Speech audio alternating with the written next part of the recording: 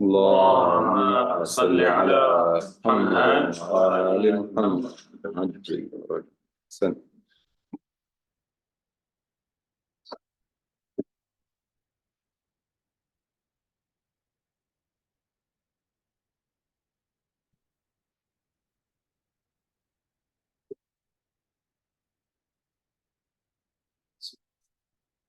أعوذ بالله السميع العليم من الشيطان اللعين الرجيم. بسم الله الرحمن الرحيم. الحمد لله رب العالمين، وصلى الله وسلم على سيدنا ونبينا محمد وآله الطيبين الطاهرين. اللهم صل على محمد وآل محمد. مؤمنين ومؤمنات، السلام عليكم ورحمة الله وبركاته. وعليكم السلام ورحمة الله وبركاته. May Allah subhanahu wa ta'ala forgive us and make us amongst His guests in this upcoming holy month of Ramadan. Inshallah, we get to benefit from the holy month, especially in regards to the Holy Quran. Allah subhanahu wa ta'ala introduces the month with the Quran and then says, therefore you fast the month. شهر رمضان الذي أنزل فيه القرآن. Eventually, after the fact that he says the Quran is hidayah, it's guidance and clarifications, eventually he says, فَمَنْ شَهِدَ مِنْكُمُ الشَّهْرَ فَلْيَصُومْ. Therefore, if you witness the month, you fast. Inshallah, we get to recite and reflect on the ayat of the Holy Quran in the holy month of Ramadan. I urge mu'mineen and mu'minat to revive the tradition of khatm, meaning at least once in the holy month of Ramadan, recite the Holy Quran from cover to cover in a language that you understand. Or if you get the chance to do both the Arabic and translation to a language that you understand. But if you have to choose one, do the language that you understand. So inshallah you are, or we are amongst those who reflect on the ayat of the Holy Quran, inshallah. Continuing on the reflections on the ayat of Surah Yunus, the 10th chapter of the Holy Quran, a chapter that is considered a Makki chapter revealed in Mecca or during the time that the Prophet sallallahu alaihi wasallam was still in Mecca before the migration. The chapter, as we said, speaks of the oneness of Allah subhanahu wa ta'ala, the denial of the idols and the different deities that others may worship, confirming the Quran being a message from Allah subhanahu wa ta'ala and the messenger being appointed and sent by God to reveal the Quran or to recite the Quran for the people, and also giving the reminders about resurrection. In the previous ayat, we were up to ayah 24, gave an example of this life of dunya and how it starts as with plants. They have their initial stage of sprouting and being green and so on, and eventually they come to a point where they dry up through the freeze, through drought, summer, or extreme heat of summer dries some of the plants, or eventually winter kills other plants or the leaves, and that the appearance of life in it. Eventually it becomes in a state that it as if it was never there. كَأَن لَمْ تَغْنَ بِالْأَمْسِ. And so this is life, dunya, from starting from one point, ending in another point. And so since it's a perishing life, it's a cycle. Alaykum salam. It's a cycle.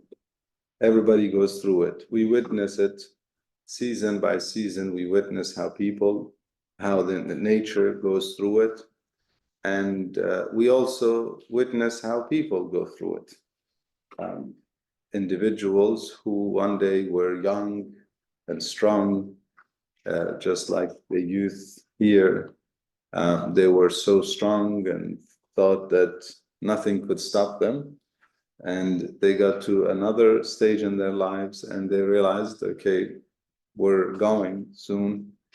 And then we witness some of them who depart. Every few days we hear the news of somebody who was amongst us. One day they came to the city, worked hard and well, established themselves, and they got to a point where they were so weak, so sick, in hospital, nursing homes, or in a corner in their house, unable to go anywhere, do anything, have to be taken care of by their family members. And eventually the news comes that they have departed us. A couple of days ago, one of the mu'mineen sent me a message that Dr. Sayyid Hussein, and you remember his father, and he said he's in the hospice or something, last stages. The next day the news came, he had passed away, and the funeral and so on. And that's may Allah have mercy on all the marhumin, inshallah. But this is how it is. So after that, Allah subhanahu wa ta'ala in ayah 25, He says, Allah subhanahu wa ta'ala is inviting you through these things, through these reminders, and through obviously the messenger and the Holy Quran, through His mercy. He sent a messenger to invite you. The Quran is there to invite you. Where to? Not to Tanzania, Dar es Salaam, but to the real Dar es Salaam. Wallahu yad'u ila Dar es Salaam. To the real, is it Mombasa? Okay. Okay. So it's to the real Dar es Salaam. And the real Dar es Salaam is not, it's not just the name of the place. we said that Dar as-Salam that Allah subhanahu wa ta'ala mentions is referring to Jannah or to paradise with that name. So it could be considered one of the titles of Jannah is Dar as-Salam. But that title is there for a reason, because of a meaning. Just like Jannah is. Jannat, Jannah and Jannat comes from the gardens. So the title is describing what it is. It's not just a name. In Islam, every name is meaningful. And so I often tell mu'minina, mu'minat, in fact, humans do that.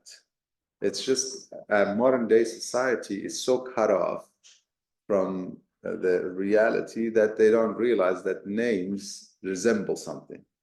And so some people name their children after certain actors or actresses, or some names that they don't even know what it means and where it came from. One of the rights of children is to give them good names, beautiful names. Tuhsina. Husn is beauty. Beautiful names. Beautiful names are names that are meaningful. Okay, for instance, either Abudiyya, Abdullah, Abdul Rahman describes their servitude to Allah subhanahu wa ta'ala. Or names that are beautiful, Shakir, beautiful name. The names of Ahlul Bayt obviously are on the top of the list. Muhammad, Allahumma salli ala Muhammad.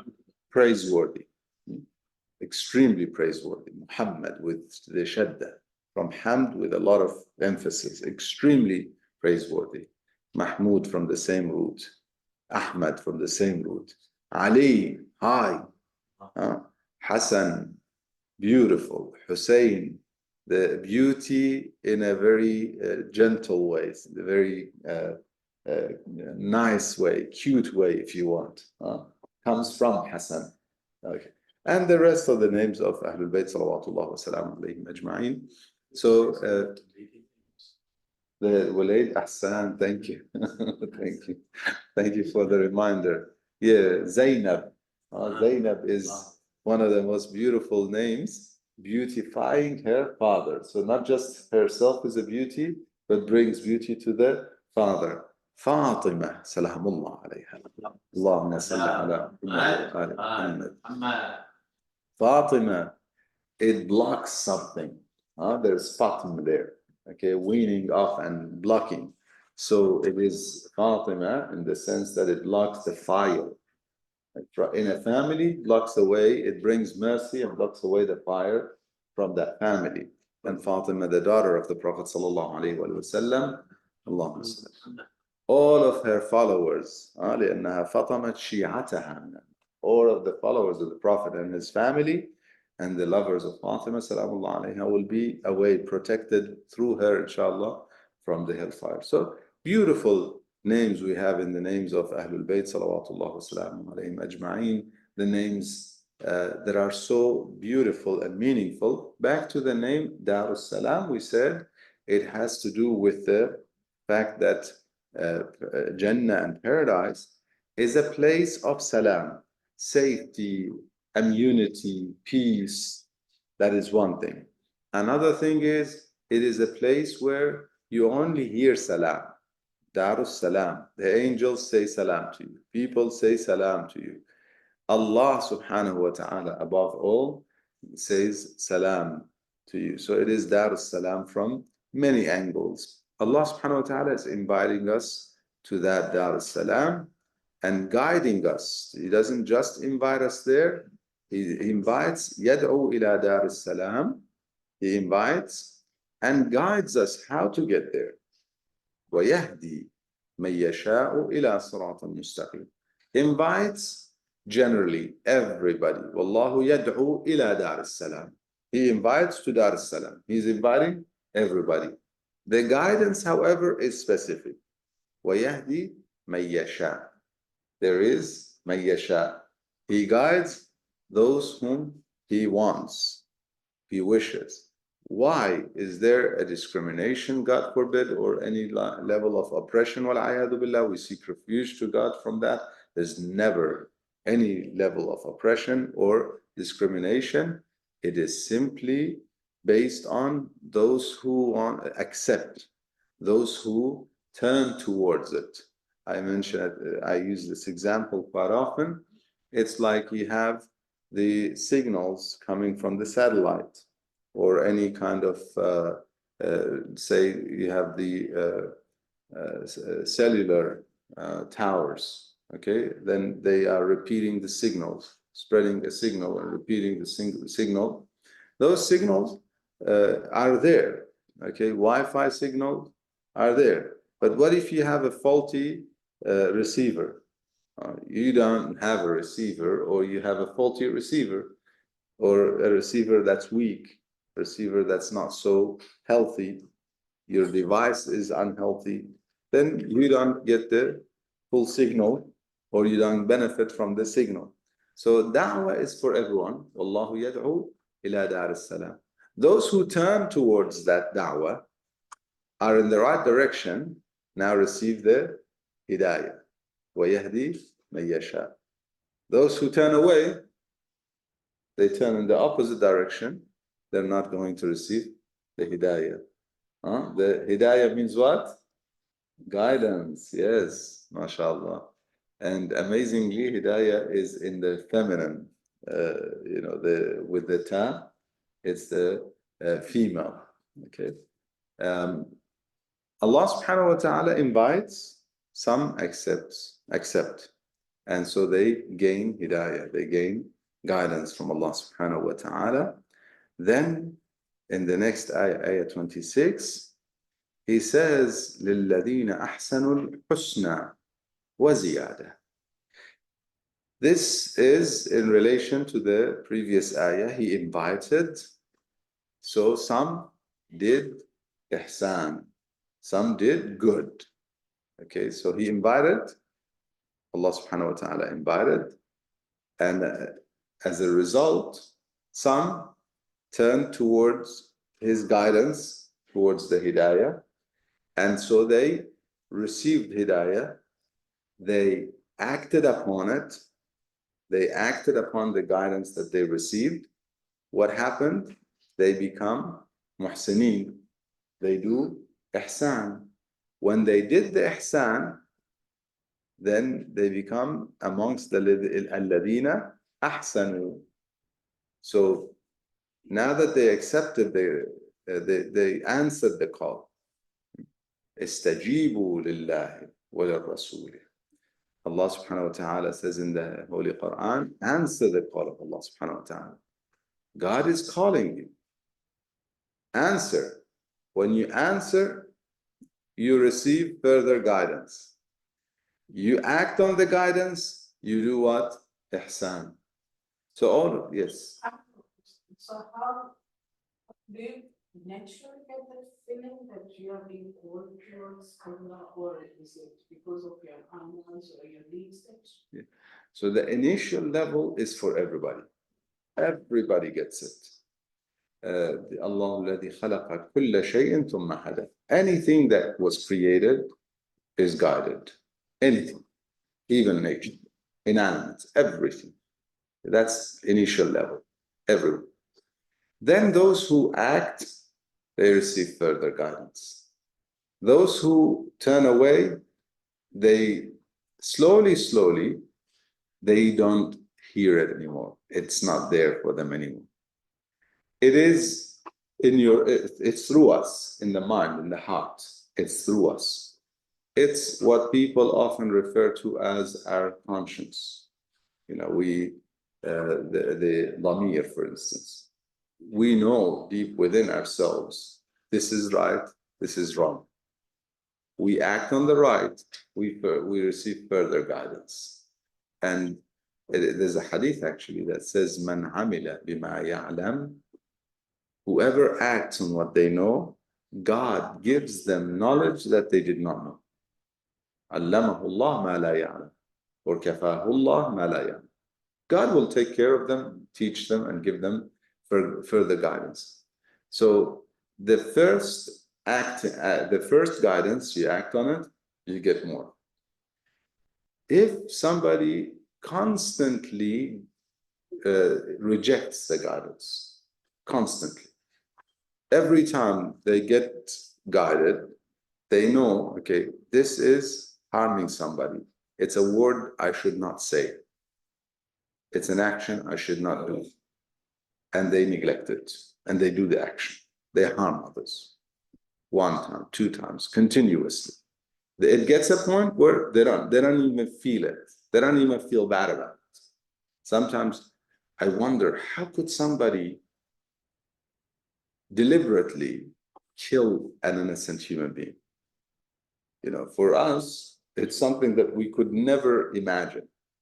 You know, some of our children, innocent, they can't even imagine killing deliberately a bird, an animal. In fact, some of us don't want them to know where meat comes from, the poultry and the, okay, because it's, this is something that we know there's something wrong with shedding blood, okay? Innocent blood hasn't done anything. A human, another human shedding blood? How does a human get to the point where they can kill innocent people deliberately, knowingly, deliberately kill innocent people? Not one, but actually strike with a bomb and kill many innocent people, hundreds or thousands of innocent people. How does insan get there?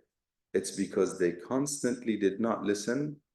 They turned away from guidance time and time, again and again. They get to the point where they don't feel it. It's like numb, completely numb. There's no heart. قست القلوب. Hearts are hardened. They're like rocks. Allah subhanahu wa ta'ala says in the Holy Quran, their hearts became hard. It became like rocks. In fact, more hard or harder. بل أشد قسوة.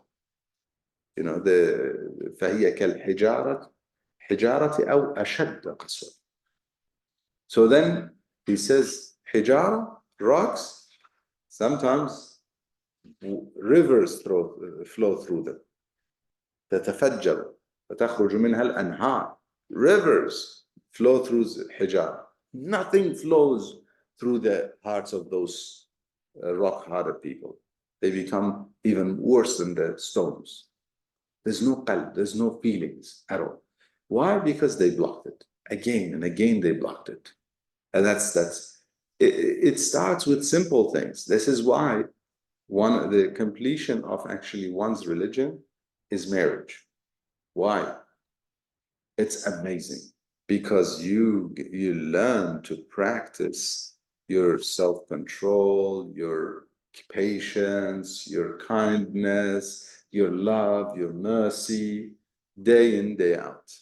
You have to do all of these things. Patience. You live with somebody who you have differences, okay, and you have to live together. So you have to be patient. You have to constantly forgive. You have to show mercy.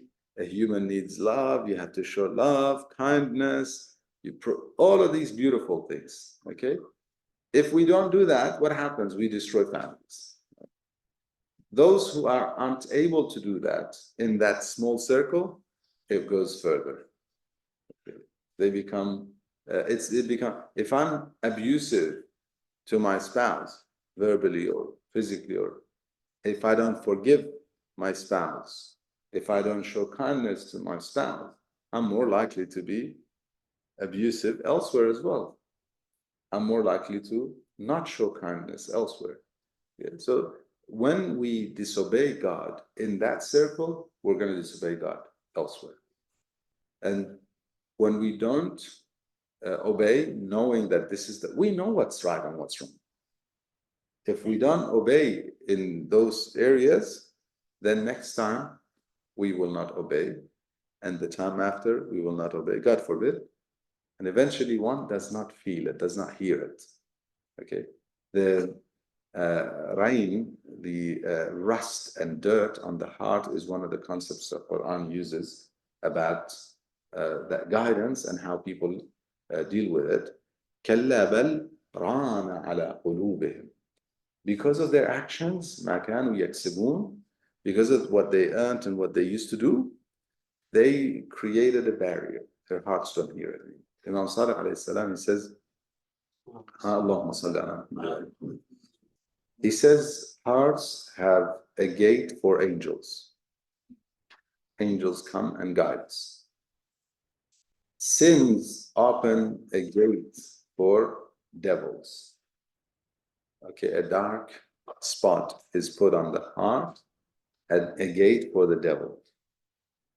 The more we sin, the wider the highway for devils becomes, and the narrower the highway for angels becomes. Initially, there is a battle. Okay, angels are helping us, shayateen are deceiving us. God has given us the fitrah, initial guidance, so there's a battle. For some people, eventually shaitan takes over. The devils take over, there's no more guidance. Okay? Not that God did not guide them, but they rejected and rejected and rejected. It's not gonna take them anywhere. If God knew that there is any goodness in them, he'll still guide them. You might say, why did he stop guiding them? If he knew that there's still goodness in them, he'll still guide them. They don't. Okay, istahabbul ama. They prefer blindness over hidayah, over guidance. That's their choice. So those who turned and accepted, therefore they acted. This is the important point. If you accepted, the call is there. The initial call was there, and the call is continuously there. If we are guided enough to stand up and pray on the prayer mat, that is guidance. If we're guided enough to fast in the month of Ramadan, it's coming, that is guidance. So God is keeping us in the loop, guiding. The Muslim Ummah is doing a lot of wrong nowadays, but they have one thing that's good. They're still fasting. The month of Ramadan is coming, they're still fasting. They're doing a lot of wrong, but at least time for prayers, most Muslims are still, I hope, I don't know, maybe I'm mistaken, but are still praying. So there's some good. Okay. So that's guidance. He invites, he calls, we answer. Important, don't ever neglect the call because I'm already sinful. That is one of the kaba'ir. Great sins is to lose hope in the mercy of Allah subhanahu wa ta'ala. No matter how sinful one is. Okay. Time for prayer, get up and pray. I tell the youth especially. Because of their temptations and desires, they start committing certain sins. Looks and whatever it is in their youth. Okay. I tell them, no matter what happens, times of temptation, desire, strong temptation, you commit a sin, time for prayers, make your wudu and pray. You need to make ghusl, make your ghusl and pray. Okay, answer the call, don't ignore the call. Ignoring the call, path towards destruction. So that call is there. Allah subhanahu wa ta'ala called in fact, the call is, it's an amazing thing. Allah subhanahu wa ta'ala says to Ibrahim alayhi salam, وَأَذِّن فِي النَّاسِ. Call, make that call, adhan. Adhan is a call, an announcement. Make an announcement in the people for Hajj. They will come to you from so far. Far only in distance? No, far in time. People are still hearing the call of Ibrahim alayhi salam. It's the call from them. People are still hearing it. He made that call then, and it's still there. In Jahiliyyah, it was there, by the way. Abraha wanted to destroy Kaaba. Why? Because he's like, it was in Jahiliyyah, during the time of Jahiliyyah. It's like people go there, they love to go there and worship. Now, they made other rituals and fabricated things and brought idols there. That's all we understand. That's wrong. But the call was still there, and they were still coming there for worshiping. Adhan, and God made it echo throughout the nations, throughout history. That's how the call is. And we hear it. And sometimes, my own Hajj experience was a miracle. And you ask people, and they'll all tell you of their miracles, how it was a call. I know it was a call. How it happened, inshallah, one day I'll share. It's a call that suddenly you hear it. I'm invited to Hajj, and we go to Hajj. Anyone who's been knows it, feels it. It's an invitation. You hear the call. Now, how does it happen? In my situation, God put it in the mind of my mother. Said, "Why do you want to go here and there? Come to Hajj," and it happened. And it was a miracle after miracle that it happened. And alhamdulillah, we went to Hajj. So the call is there. Call for prayer, call for Hajj, call for fasting, the month of Ramadan, the call for people to come and return to God and purify is there. We answer the call, we get guidance. The month of Ramadan, لَعَلَّكُمْ تَتَّقُونَ. We gain taqwa, we gain guidance. We fast so that we can gain further guidance and protection from shaitan and so on, purify. When we do answer the call, we get further guidance. When we follow the guidance, we become muhsin. We do ihsan. One of the names in beautiful names is muhsin. Muhsin is one who does ihsan. Yeah, the one who does it, the action of ihsan. So, لِلَّذِينَ أَحْسَنُوا. Therefore, he says, now you did ihsan, you answered the call, you did ihsan, you will get husna and more. So what is this husna wa ziyada? لِلَّذِينَ أَحْسَنُوا. لِلَّذِينَ أَحْسَنُوا الْحُسْنَى وَزِيَادَةً. So you answered the call, you did, you were guided, you acted upon it, and you did some good deeds. Ihsan. Ihsan is the good deeds, to do good, from Hasan, by the way. Hasan is beautiful. To do beautiful. Good deeds are beautiful. Godly deeds, good deeds are beautiful. Charity is beautiful. Kindness is beautiful. Forgiveness is beautiful. Everybody in this world appreciate good deeds. They're called beautiful. Ihsan. لِلَّذِينَ أَحْسَنُوا. You do the good deeds, you do the beautiful deeds, you get beauty and more. Al-Husna is the female of the term Ihsan. So they receive a lot of, in fact, it's the female of the plural of it. So they receive a lot of good, a lot of beauty. Some refer to it as the Jannah itself, the rewards in Jannah as the Husna. Or some say Husna here refers to the good ending. Okay? The good ending is Husna. We have in the Quran an ayah that we receive one of the two good endings when we, for those who go and fight for the sake of God, that they receive one of the two good endings. One is they defeat the enemy. It's a good ending. One is they die in the process and they're martyrs. It's another good ending. So it's called Ihdal Husnayayn. We receive one of the two beautiful things, beautiful ending. So Husna is suggested to be the good ending. That is one of the meanings of Husna. It is related to the other meaning, which is the beauties of Jannah, because that is the consequence of it. The good ending in this world results in being in nearness to God and in paradise in Jannah. Nevertheless, the beauty, لِلَّذِينَ أَحْسَنُوا الْحُسْنَى, abundance of beauty for them. Now, Husna is plural already. So they did ihsan, they get multiple beauties. They do beautiful, they get multiple already. So what is waziyada? Very interesting. Already they got abundance of beauty, abundance of goodness already. And then they get waziyada, even more. Ziyada is an increase. Okay, so they're gonna get not just the good ending, not just the godly rewards, all of that and more. Now, what is more? There are talks about it. In Mufassirin, there are discussions. What is husna and what is ziyada? Husna is already in the plural, meaning it's abundant, it's a lot.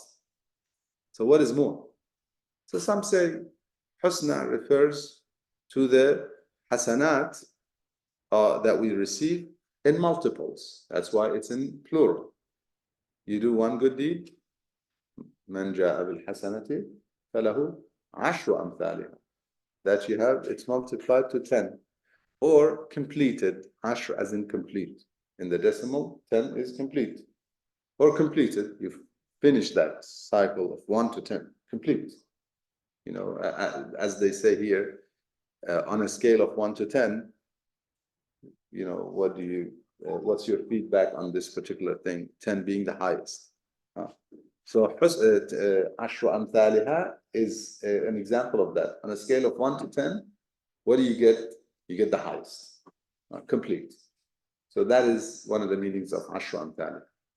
And we have other ayat that say multiples more, 700 and more. Yeah, one hasan is one seed, 7 stems, 100 seed in each stem. في كل سنبلة 100 حبة 700 والله يضاعف لمن يشاء. He multiplies for those whom he wishes. So many multiples. That's all in the husna. We're still in the husna, not the ziyada. What is the ziyada? Ziyada is above that. Ziyada is something we don't even understand. We cannot comprehend.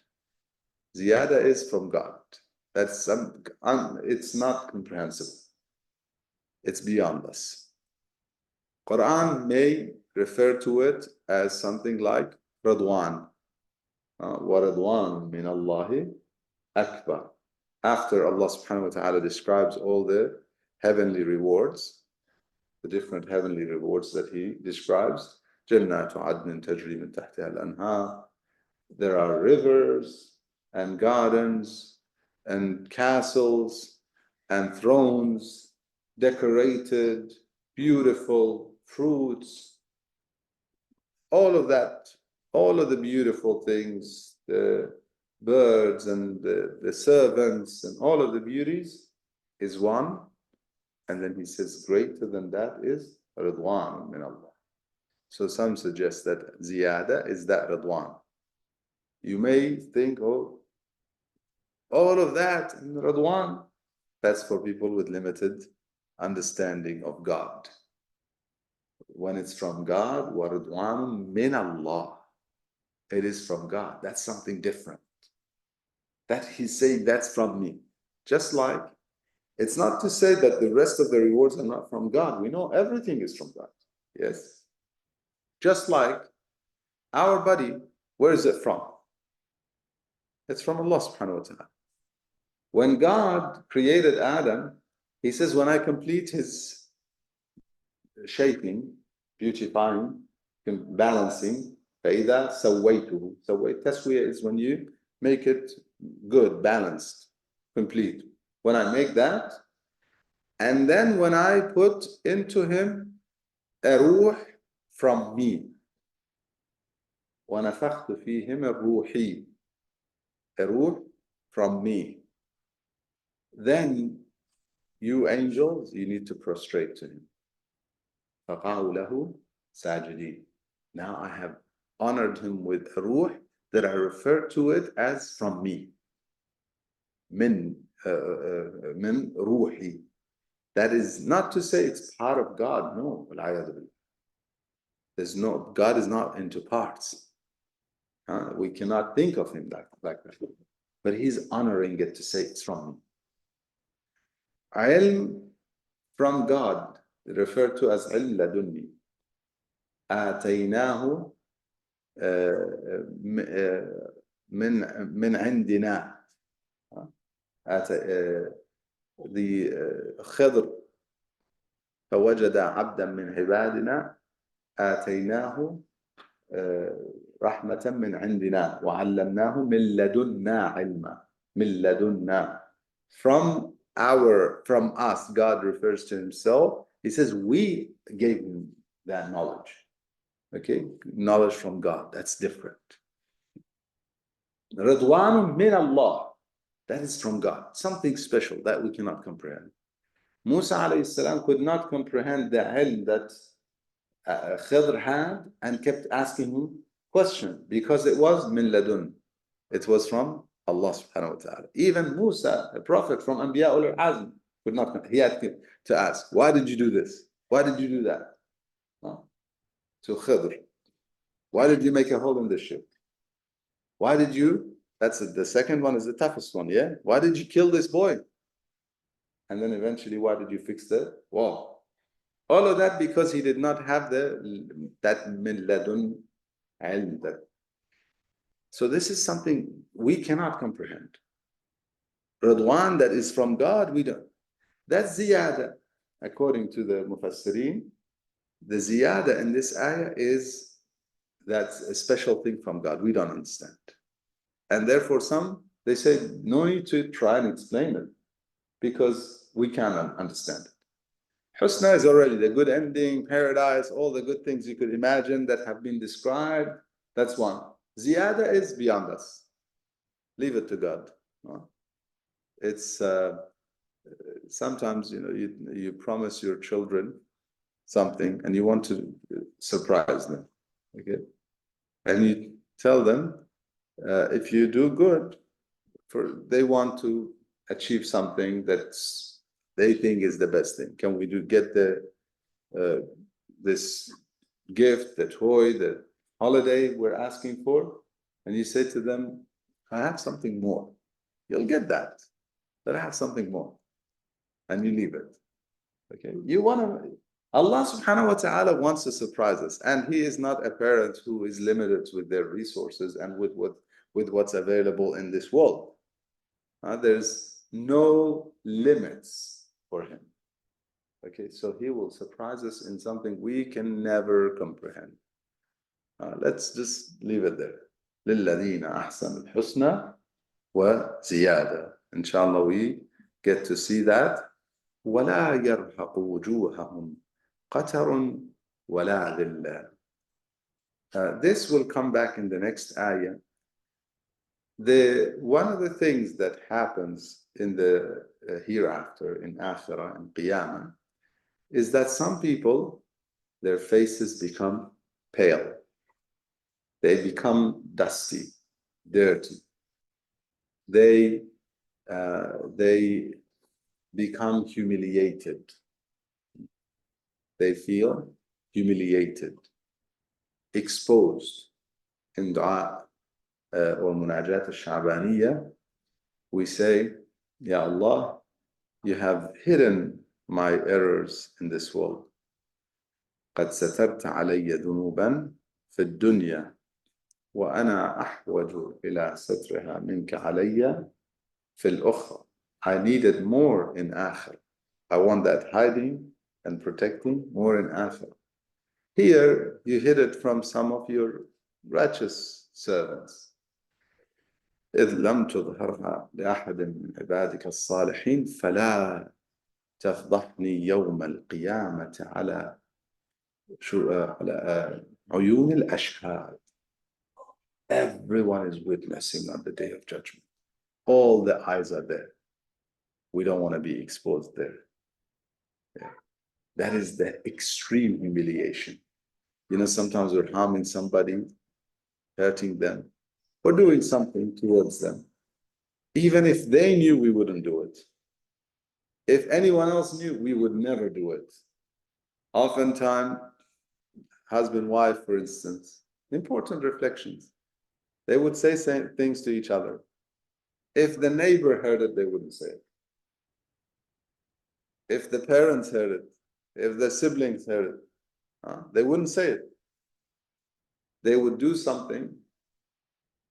If anyone else was to hear it or know about it, they would not do it. They're ashamed of it. Do we not know that on the day of judgment, يوم تبلى السرائر, on the day that all the secrets become exposed, except when Allah subhanahu wa ta'ala is forgiven and He conceals. If He conceals, one of the ahadith, beautiful ahadith, says that when God conceals, He even makes the angels who recorded it forget it. Angels record, and how they record, we don't know. I mean, we think of recording as in like writing. In the old days, they thought this is all what it is. They saw the only device for recording anything in the old days, at the time of the Prophet, was what? To write it down. To record something was to write it down. Later on, we had audio recording. We could audio record someone. Nowadays in court, they use not only audio, I think they use video nowadays, if I'm not mistaken. They could go as far as using. So we have video recording now. What we will come up with technology-wise for recording, God knows. We may record the, I don't know, the hologram type or whatever it is, okay? We have reached this position where we can do video recording. What do you think Malaika recorded? They record the actual action itself. How? We don't know. Technology reached this, and we have certain things that perhaps our ancestors could not even imagine. Okay, 100 years ago, 200 years ago, could anyone imagine that one day we can record someone the way we see it today? Live nowadays you have them. Somebody sent a nice video about older phones. It said that you lived honorably and died honorably. Why? Because you didn't record anyone and expose people, and were not for storage of music and the whatever else. It was you were just used as a communication thing. The old phones, whereas nowadays phones are, people take them out immediately, recording things, exposing people, and so on. Malaika record in their own way. Allah subhanahu wa ta'ala makes that recording go away, makes them forget everything. Even the land that you did it on, He makes it forget when He forgives. So we, inshallah, we ask for His forgiveness. That way we are never ever humiliated. وَلَا يَرْهَقُ وُجُوهَهُمْ قَتَرٌ وَلَا ذِلَّةٌ. No humiliation. Because if we are exposed on the day of judgment, everybody is watching. عَلَى رُؤُوسِ الْأَشْهَادِ. All the witnesses are there. Everybody's there, witnessing. And all of a sudden, some of our deeds are exposed. We ask Allah subhanahu wa ta'ala to forgive us and to conceal upon us. وَلَا ذِلَّةٌ أُولَٰئِكَ أَصْحَابُ الْجَنَّةِ هُمْ فِيهَا خَالِدُونَ. They are the ones who did the husna. They answered the call. They gained the guidance. They gained the hidayah as a result. They acted on the hidayah. They did ihsan. They get husna and ziyada. And they are the people of heaven. أُولَٰئِكَ أَصْحَابُ الْجَنَّةِ. The companions of Jannah. Suhbah is companionship. Beautiful. Okay? Why Ashabul Jannah? Perhaps because Jannah is not just about the physical garden. Jannah is about the people who would join in Jannah, join each other. That's why one of the most beautiful things in Jannah is the facing each other of the believers. على سرر موضونة متكئين عليها متقابلين. They are facing each other in Jannah.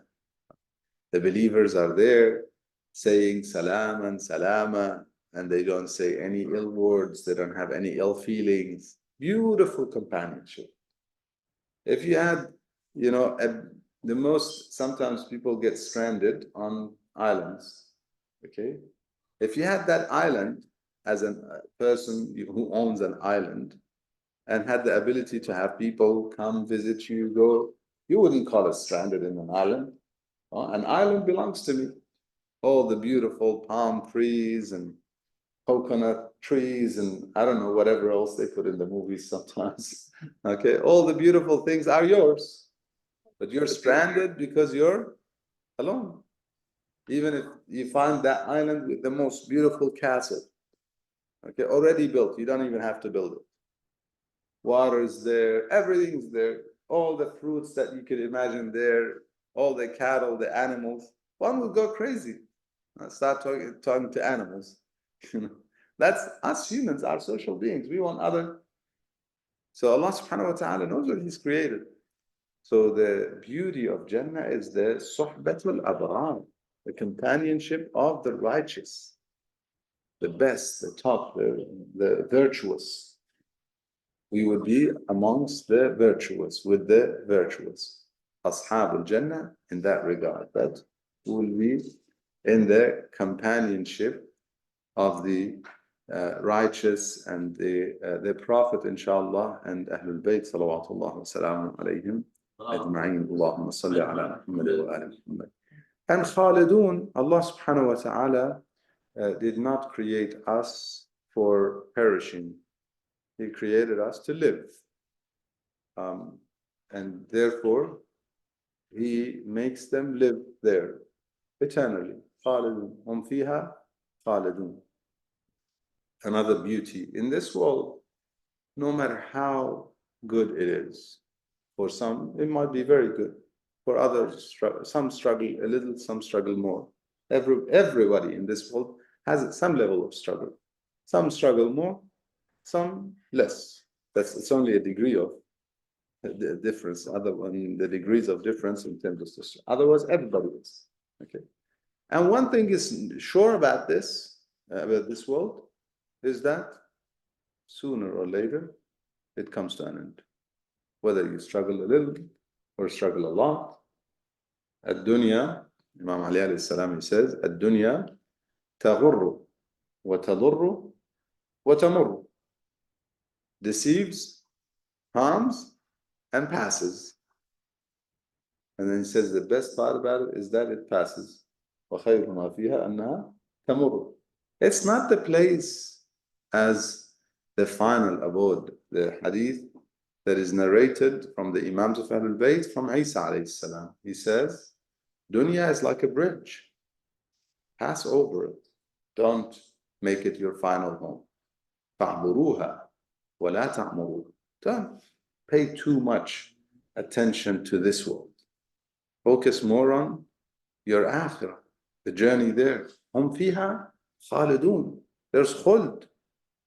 There is a life that we don't have to count the days. Now, some people may count up to 100. Yeah? Other people count up to, I don't know, 70, 80. Maybe a little more realistic. Yeah. Other people, the more godly one is, some people don't even have that 100 as a number. When I say 100, in the Arabic culture, when they're congratulating someone for their birthday, they say, "A'bal, may you get to 100. May you live up to the 100." Okay, that's a lot. Okay, and I tell people, go to the cemetery and find me how many are lived up to the 100. I paid a little bit of attention here in our local cemetery, and I did not find any. Okay, to be honest, zero. Above 90, I think you may find one or two. Okay, above 80, you'll find maybe 5%. That's the reality. Then we have the 30s, and then we have a couple of years old, a month old. That's life. There's no guarantee of a second beyond the breath that you have. Every breath is a blessing. Every inhalation is a blessing. Every exhalation is a blessing. Every day that we wake up, there's a beautiful analogy for gratitude. That if you were to be given a hefty gift, a check of millions of dollars, but they tell you either this check and you don't wake up tomorrow morning, or you wake up tomorrow morning but you don't get this gift. Who would choose? It's the answer is obvious, yeah? That's the value of life. And yet we get morning after morning after morning that God gives us day after day after day, and we don't appreciate. How about if we live a life and there's no end?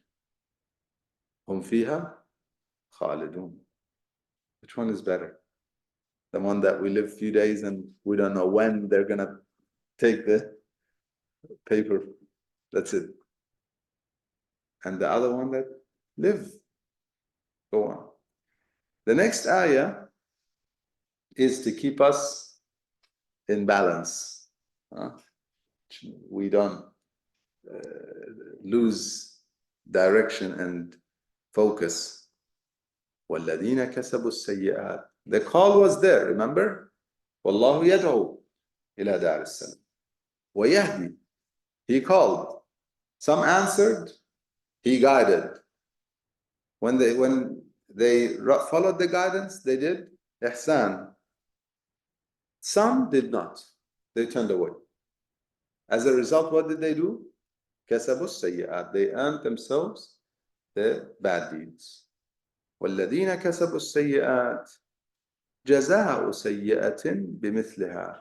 It is ugly enough that he pays us with the equal of it. He doesn't need to increase it. There's no need for increasing the sayyi'ah. The sayyi'ah is bad enough. Whenever the people who did bad, they see their amal on the day of judgment, they wish between them and that deed is a lengthy time.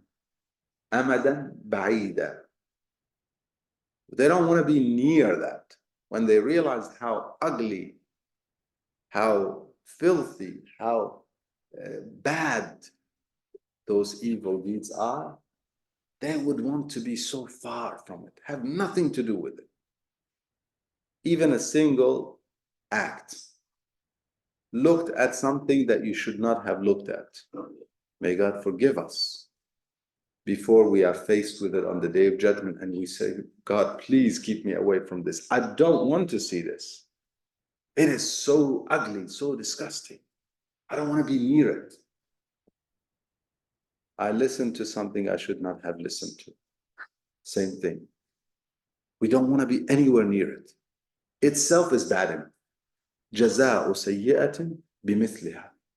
It is only through the mercy and forgiveness and kindness from Allah subhanahu wa ta'ala that He wipes it away. We did it, He wipes it and hides it.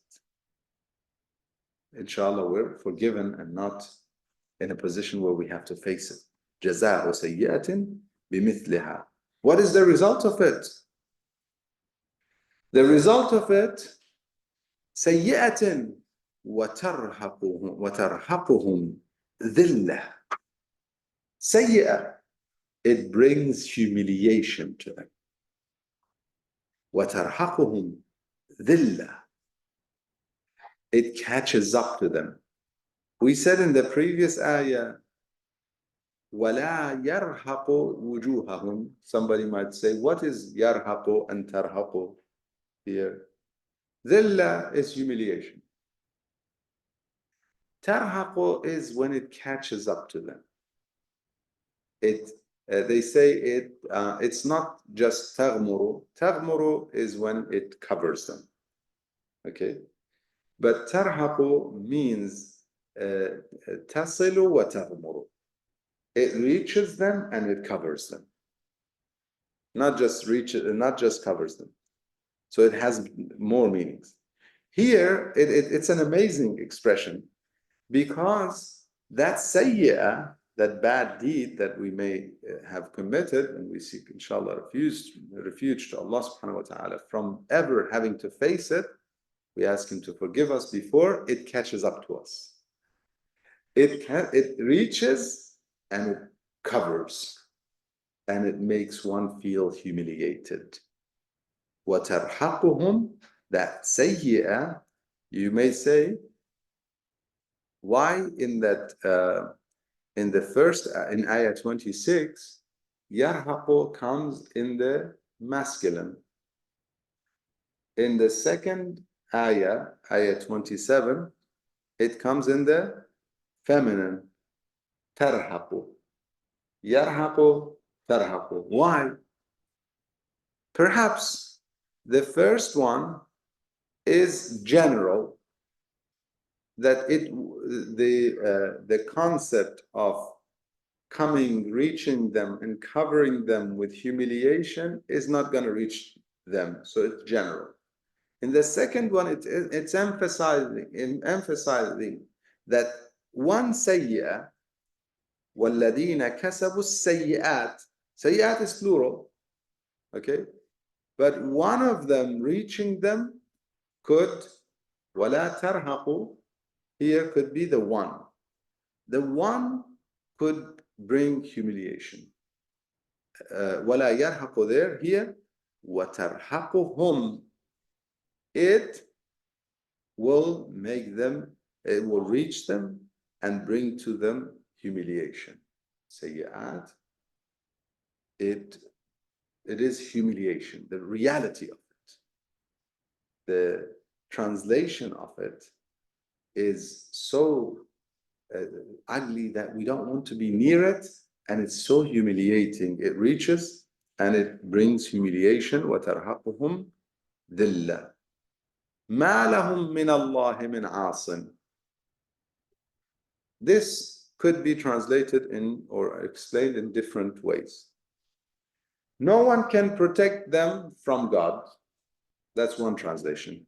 مَا لَهُم مِّنَ اللَّهِ مِنْ عَاصٍ. But the better explanation and the more accurate, if you wish, the more likely, is they don't have a protection from God. So God does not protect them. God did not protect them. Not that they need protection again from God, from someone else. Someone else is going to bring a protection. There's no such thing. Nobody can protect. Only those who God protects. Himself, He protects. I don't know if I'm confusing.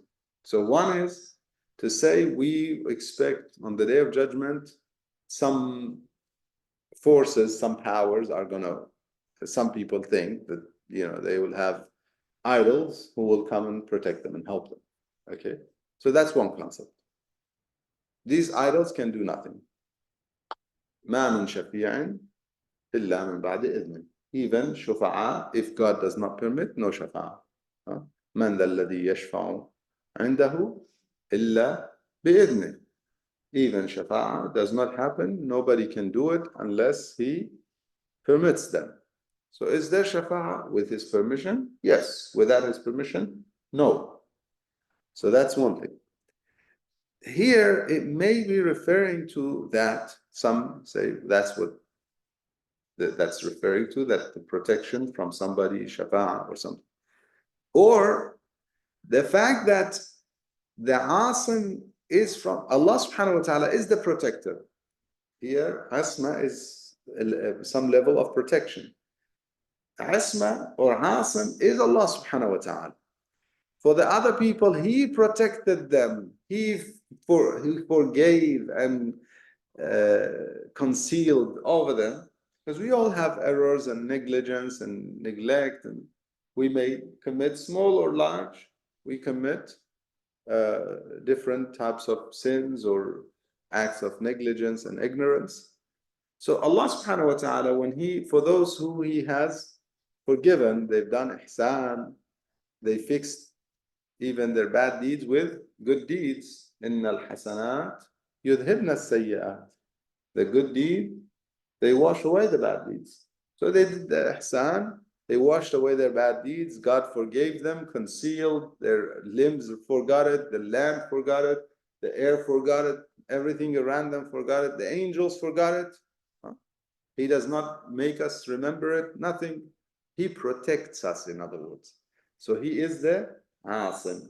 Ya Asima Malla Asimala, in the dua that we will inshallah recite in the month of Ramadan. Or the one who protects those who don't have a protection. Without Him, we have no protection. On the day of judgment, if he conceals and protects us, then we don't have humiliation. We'll be saved and enter paradise. If he does not, ما لهم من الله من عاصم, therefore ترهقهم ذلة, they are humiliated. He did not protect them. كأنما أغشيت وجوههم قطعا من الليل مظلمة, as if their faces are covered. أغشيت, غشا is to cover, with pieces of darkness of the night. The example is an amazing example. The way it's given is an amazing way of describing it. Allah subhanahu wa ta'ala wants to describe their faces being pale. He uses the darkness of the night, something that's so it's almost tangible for us humans. We see the bright day from the dark night. Dark night, you walk, you trip. If you don't use some sort of a light, you trip over anything. You hurt yourself easily. وَمِن شَرِّ غَاسِقٍ إِذَا وَقَبَ. So much evil could happen at night, accidents, plots, plans, whatever, because it's dark. Yeah. So night is dark. Their faces become dark, they become pale, like pieces of the night. Why pieces? Could be the fact that it's each representing an area, a sin or an area of sinning, a type of sinning. Humiliation about a certain area. One who was rude and abusive and so on, that's one thing. Another one is looked at haram and committed haram in certain areas. Another one was unfair in his transactions or her transactions. Another one was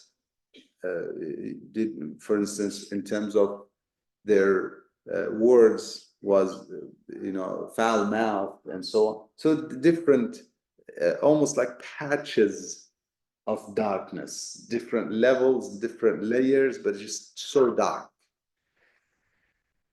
كأنما أغشيت وجوههم قطعا من الليل مظلمة.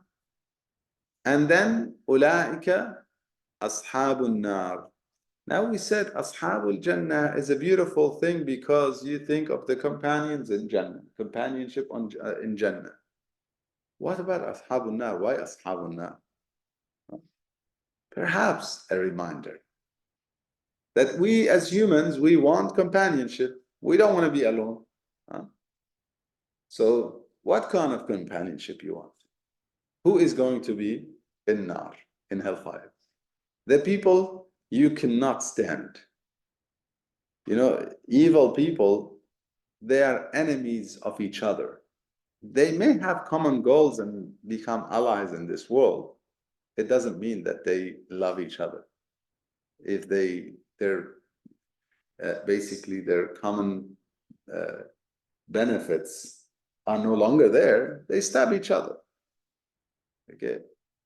So how often do we hear of those stories where they stole, thieves, they killed one together to steal, then to make sure that they each get more of a share? There's a story that they say Isa alayhi salam was going on in a journey, and he asked one of the people who was with him for a bread for them to eat. So that individual had the bread that he was given to keep for them. He had consumed one on his own. In other words, stealing, because it was something for them to share, and it was left with him as a trust. So he was a person who would be willing to do something like that. Eventually, he gave him something worldly. And as a result of that worldly thing, a wealth turned something into a gold for him, a treasure. As a result of that, a few people ended up, he went on his journey and came back and he saw a few people dead by that. Okay. All through a plot for them to take that treasure for themselves. So a few of them said to one of them, go ahead and get us some bread so that we can eat. He went, they planned that when he comes back, we kill him. He came back, he thought, I can poison the bread, kill them and take it for myself. He comes back, what happens? They kill him and they think, okay, let's eat now and take our treasure. So they eat the bread, they're also dead. So this dunya kills everyone, right? And those who want it, the more you want it, the more of a target you become. The reality of Ashabun Nar, the reality of the evil people is that they don't have any loyalty towards one another. They don't love each other. Allah subhanahu wa ta'ala in the Holy Quran, He says, the most closest of friends are in reality enemies. Al-akhilla. Al-akhilla are very close friends. Khalil, we say Ibrahim alayhi salam is what? Khalilullah. Khalil is a close friend who loves to be alone. You would love to be alone with them. You know, that kind of, sometimes, yeah, we love companionship of people in general, but we also enjoy a companionship of a special circle that you want to be so close to them. Okay, that's Khalil. Akhilla, those who are so close to each other become enemies. When they see the truth, what's in his heart towards you, what's in her heart towards her, and whatever else, when they see, they become enemies, or they show their real faces. بَعْضُهُمْ لِبَعْضٍ عَدُوٌّ, except for the pious ones. The pious ones, they're friends, they love each other, they maintain that khilla and closeness, they maintain it. They are Ashabul Jannah. But Ashabul Nar is Adu. Do you want to be amongst people who hate your guts? They don't, they hate the fact that you're near them, and they dissociate from you, you dissociate from them. Everybody is doing tabarri. In La'n is actually the practical sense of it happens in Jahannam. Everybody's cursing everyone. Kullama, every time a group is entered, it curses the one before it. You caused us. You misguided us. It's your fault. The other one says, no, we told you. You did it. And then Allah subhanahu wa ta'ala says, both of you. This is the kind of companionship. Ashabun Nar, do we want to be amongst them? May Allah forgive us and protect us. So inshallah, we're not amongst those. And God, guess what? Also, hum fiha khalidun. A reminder. Here, how you live, how rich, healthy, well, famous, popular, whatever it is, short-lived, and you're gone. Over there, you do good, ihsan, you end up ashabul jannati hum fiha khalidun. Kasabu sayyi'at, ashabul nari hum fiha khalidun. Why? One sells an eternal goodness for a short-lived happiness. That's sad.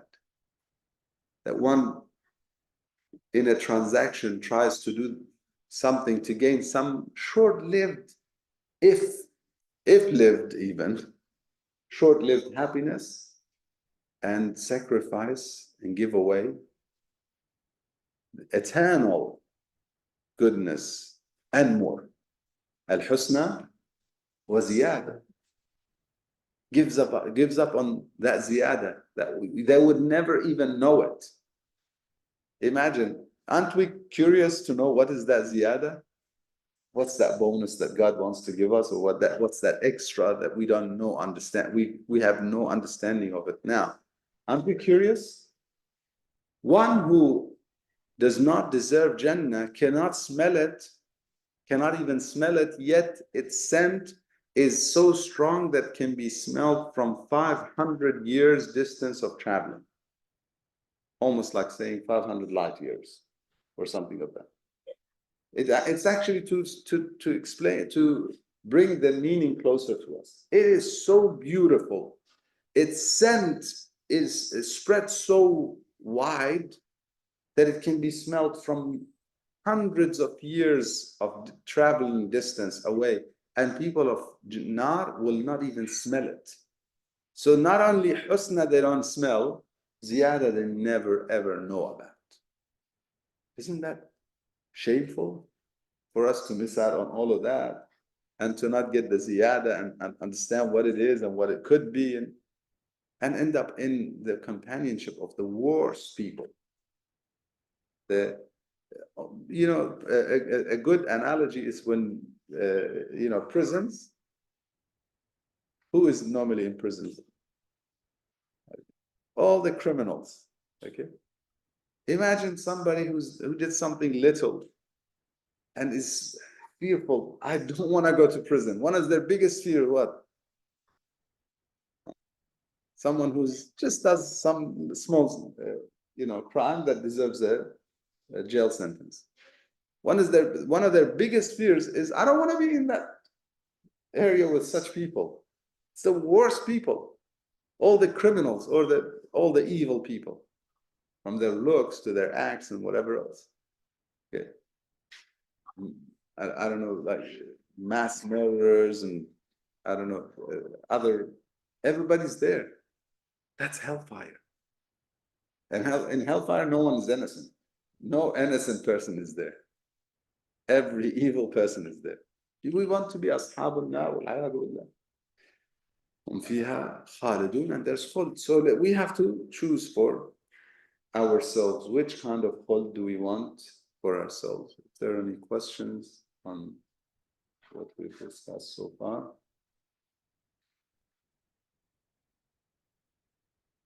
Otherwise, inshallah,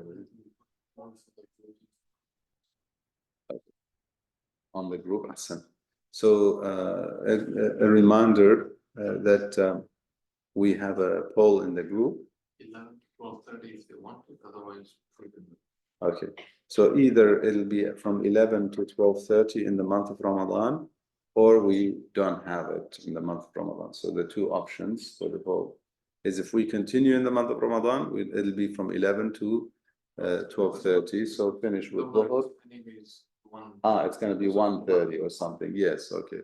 So yeah, that'll be enough time for them to go home and so either 11 to 12:30 in the month of Ramadan, or we take a break during the month of Ramadan. That's the poll. It's there.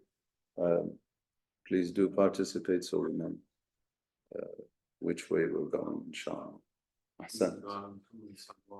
اللهم صل على محمد. سبحان ربك رب العزة عما يصفون وسلام على المرسلين والحمد لله رب العالمين.